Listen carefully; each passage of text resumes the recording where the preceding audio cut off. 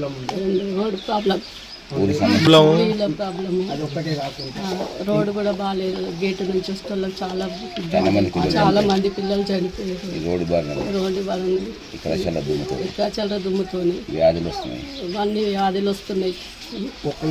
సమాచారం తీసుకుందుకు నేను రామచంద్రారెడ్డి ఎక్స్ ఎంపీటీసీ 2001లో ఎంపీ టీడీపీ తరఫున మనకు టికెట్ ఇవ్వడం జరిగింది. ఎందువలన అంటే అప్పుడు జనరల్ ఎవరికి రాదు, ఎప్పుడు బీసీ అని కొన్ని సంవత్సరాల నుంచి వచ్చింది. అయితే అప్పుడు మనకేమైంది, ఈ టీడీపీ తరఫున మనకు ఎక్కడ సత్యం ఉండే ఆయన బీజేపీ తరఫున, టీడీపీ తరఫున ఏమో సదాశివరెడ్డి గారు ఉండి ఈ టికెట్ కొరకు మన పాత శ్రీరామాంజనేయులు చాలా పోటీ మళ్ళీ మాకే రావాలి జనరల్ వచ్చినుండే. ఆ జనరల్కి ఏంటంటే రెడ్డిలకు అవకాశం ఇవ్వాలంటే వాళ్ళు మా రెడ్డిలో చాలామంది కొంత ఆయన ఏంటంటే అదే ఎట్టేస్తాను నేను కూడా ఉంటాను ఒక భావనతో మాట్లాడాను. చాలా టగ్ ఆఫర్ అయింది.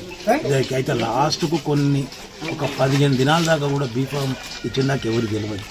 అయితే నీవే ఉండు అని చెప్పాడు. లాస్ట్ పోయిన తర్వాత ఆ బీఫామ్ ఇచ్చేటి ముందులో కూడా నీకే ఇస్తున్నా అక్కడ చెప్పిండు, నీకే ఇస్తున్నా అని నాకు చెప్పిండు సావసిరెడ్డి గారు.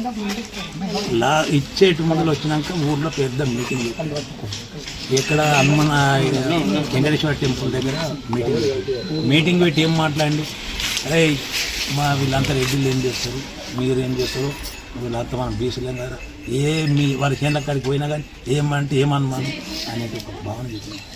దానికి అన్నిటి దాటుకొని గెలిచి మండల 2nd ర్యాంకులో మనకు మెజార్టీతో గెలిచింది. మండల 2nd ర్యాంక్ అదే వెనకసరికి సార్ వీళ్ళందరూ అది చూస్తే ఇట్లనే ఉన్నాడు. మరి ఇంత బలం అంటే రెడ్డిలు మాత్రం అందరూ మళ్ళీ అందులో ఈ చిన్నది మన లేబర్ కూడా మన అందుబాటులో ఉన్నారు. చిన్నతర బలహీన వర్గాలు అందరూ కూడా ఏకమై మన దగ్గర ఒక 26 కులాలు ఉన్నారు. ప్రతి ఒక్కరు కూడా మనకు సానుభూతిగా చేసి ఒక్కరు అనేది కాదు, ఒకరిదే కాదు, మండలం వచ్చిర్రు అంటే కూడా ఏ వాడకపోయినా కానీ పటేలు అనే వారిని ఇప్పటికి అదే పేరుతో కూడా నేను ముందుకున్నా. మొన్న కూడా నేను టికెట్ ప్రయత్నం చేసినాను, ఆల్రెడీ మనకి ఇస్తాం అన్నారు కూడా. కాకపోతే ఏంటంటే బంద్ చేసుకున్నాం. ఎందుకు గురించి అంటే నేను కూడా ఇప్పుడు మా అన్న కొడుకు నేను ఇలా పడతా అని ఒక్కంతకు మళ్ళీ వచ్చి ఇంట్లో చెప్పాను.